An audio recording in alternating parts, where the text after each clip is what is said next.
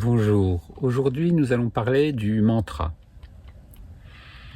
Beaucoup de questions autour du mantra, déjà parce que c'est pas toujours très bien cerné, connu en Occident aujourd'hui, ou plutôt des images voilà, qu'une réalité. Et parce que aussi Nisargadatta en parle assez régulièrement dans ses enseignements.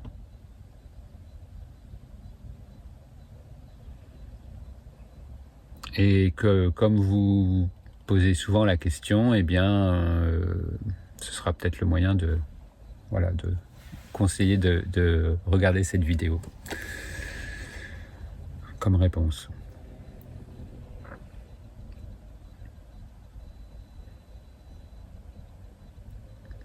Il y a plusieurs types de mantras proposés de différentes manières et parce qu'ils s'adressent à différents êtres dans différentes cultures. Donc c'est difficile en fait de faire une question toute simple quand voilà, est-ce que c'est bien d'avoir un mantra, est-ce que c'est voilà, est-ce que c'est soutenant, est-ce que ça aide dans cette reconnaissance ou pas.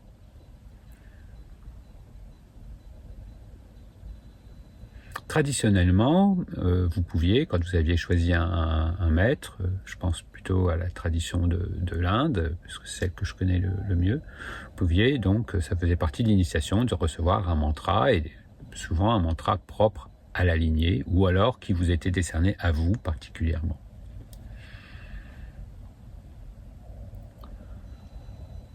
Aujourd'hui, on est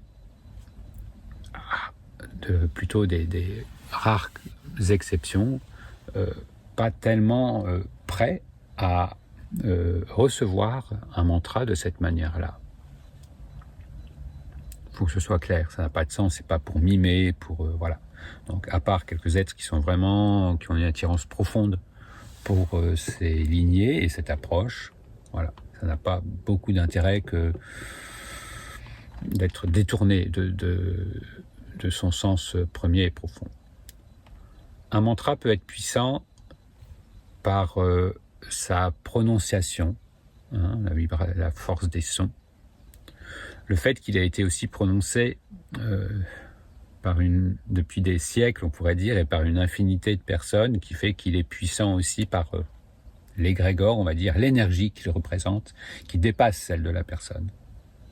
Puisqu'en fait, le mantra va nous aider à, s'il est précieux, à dépasser la dimension personnelle.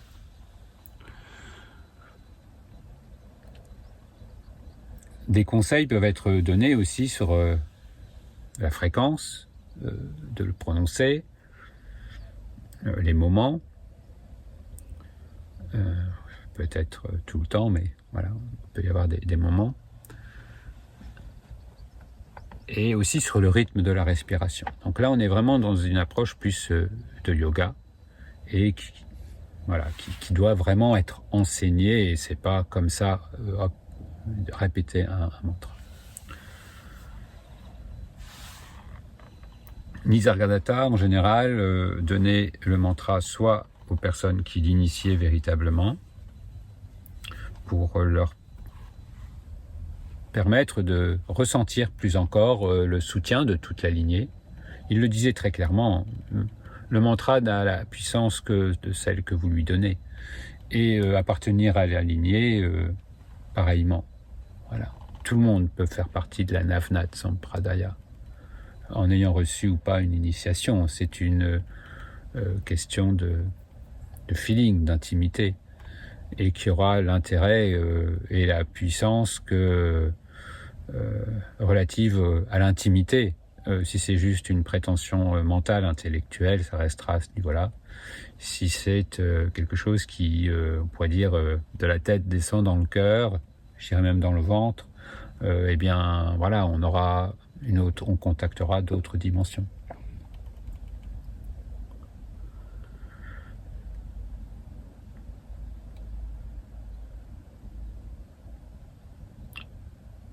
Si le mantra n'est pas proposé d'une manière de cette manière-là, on peut aussi avoir une affinité avec un mantra, à ce moment-là, il vaudra mieux, s'il ne travaille pas sur un plan énergétique pur, en avoir une intimité avec sa compréhension, son sens profond, et d'être vraiment voilà, en intimité, et que ce soit finalement une répétition de notre identité. Tout comme nous avons été conditionnés, on pourrait dire, par l'environnement extérieur, toutes sortes, voilà, du fait de la manifestation même, hein, où la conscience, en se manifestant et dans cette dimension d'être humain, s'identifie à un personnage particulier, eh bien on pourrait dire que le mantra va avoir ce rôle d'effaceur d'encre, hein, s'il est bien utilisé pour voilà, gommer ces divers conditionnements, en tout cas ceux qui sont plus précisément sur l'identité. Et donc voilà, ils vont avoir en général de nous rappeler à notre véritable identité.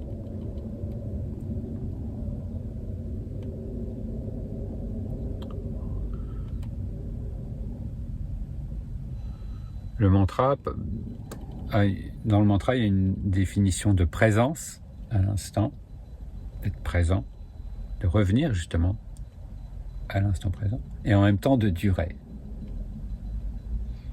C'est une répétition.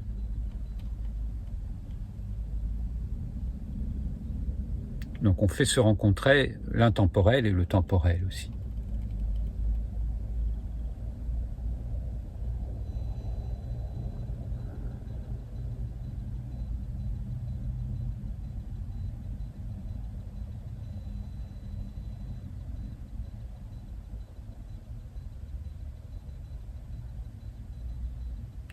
Le but, on pourrait dire, la maturation du mantra,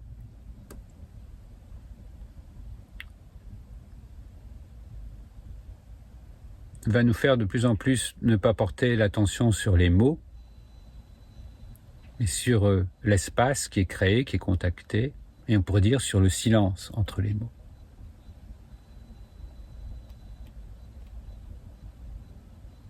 Le mantra bien prononcé, on pourrait dire bien utilisé, au-delà de la prononciation, puisqu'elle est intérieure, mène au silence, mais à notre silence.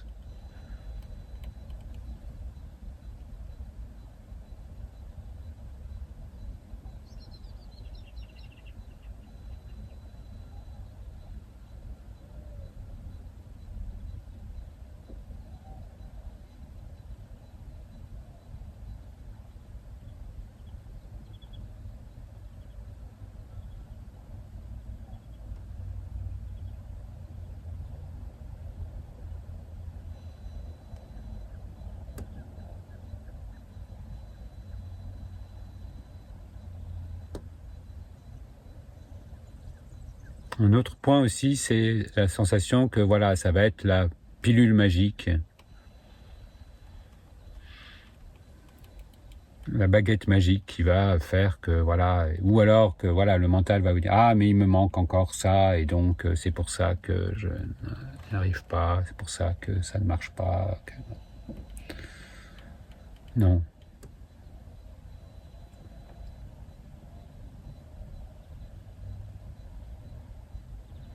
Ce que nous sommes est inconditionnel. Cela veut dire qu'il n'y a pas de conditions particulières pour le vivre, le contacter, l'être, puisque c'est ce que nous sommes déjà.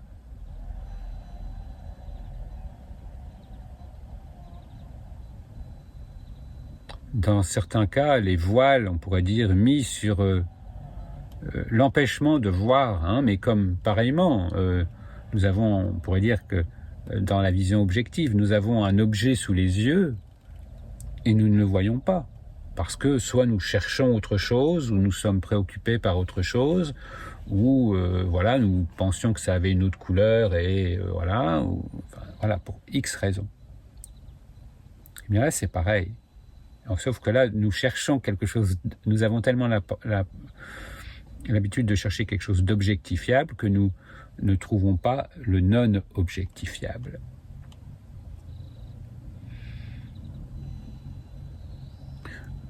Le mantra peut aider dans ce rappel, son évocation elle-même, ou en apaisant l'énergie,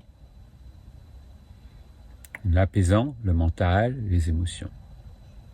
Pour ne pas toujours partir dans ce brouhaha et cette agitation, on pourrait dire arrêter de remuer l'eau boueuse, voilà, et amener à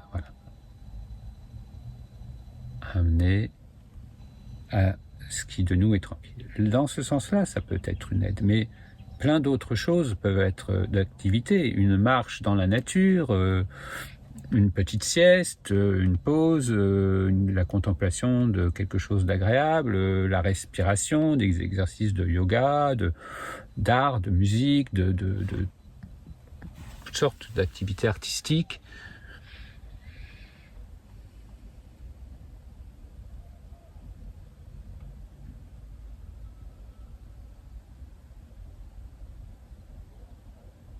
Le rythme de la respiration est un mantra.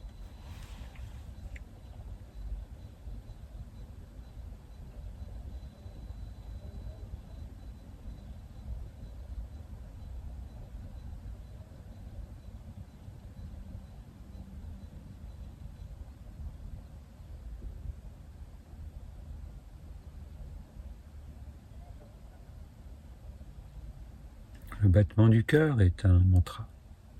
Il nous ramène à cette pulsation toujours neuve,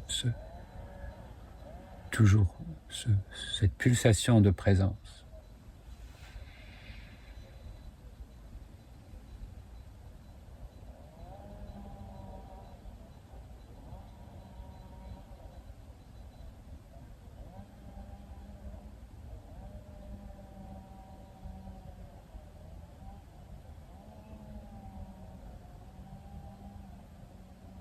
Si un mantra peut être une aide, eh bien nous le recevons d'une manière ou d'une autre.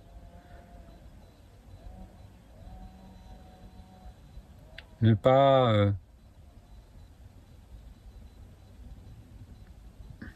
croire qu'il nous manque quelque chose. Si nous avons besoin de quelque chose au niveau de la manifestation, ça se produit parce qu'en fait la manifestation est le reflet de ce qui est ici.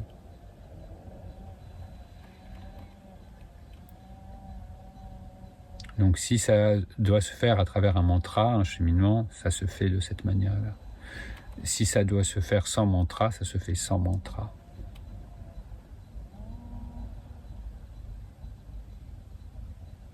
Il ne manque rien. Tout ce qui se produit est le reflet de la mise en situation temporelle et spatiale de ce qui se passe ici. C'est en même temps, mais on pourrait presque plus le voir comme une conséquence. Alors que nous croyons toujours que nous allons devoir faire quelque chose pour que quelque chose se produise à ce niveau-là. Non, là c'est l'inverse. C'est ici même et cela se manifeste.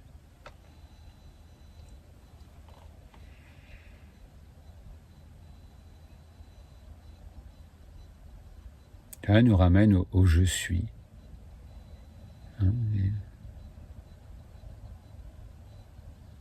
y a d'autres vidéos qui développent plus cet aspect-là, de ce je suis, non pas simplement non plus comme ce je suis qui pourrait être répété comme un mantra aussi, mais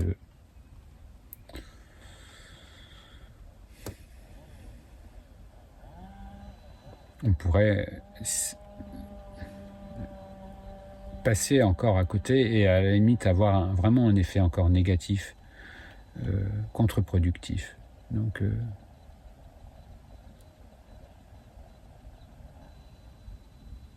soyez tranquille que tout est à sa juste place. Tout vient au juste moment.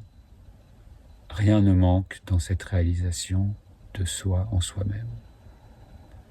Ce n'est pas le petit personnage qui peut juger de ce qui est juste ou bon,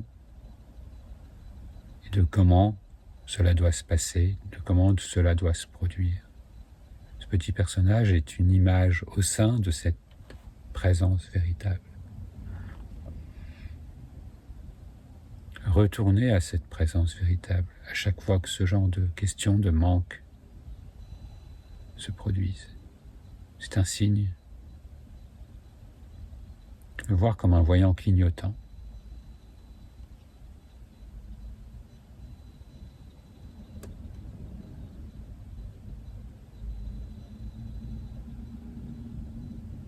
Faites de cette présence à vous-même intemporelle, sans qualificatif, votre mantra.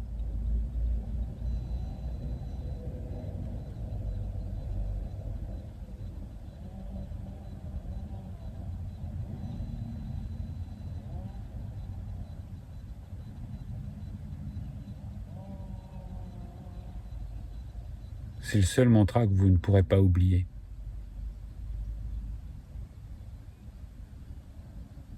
C'est le mantra qui vous est donné d'office.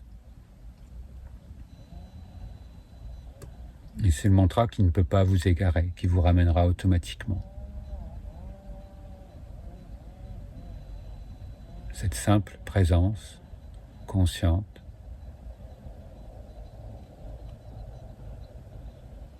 sans manque.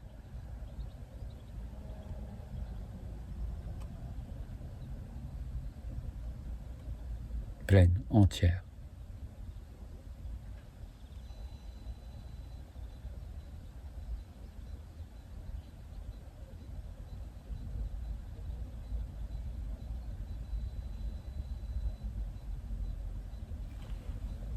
Bien à vous, en unité.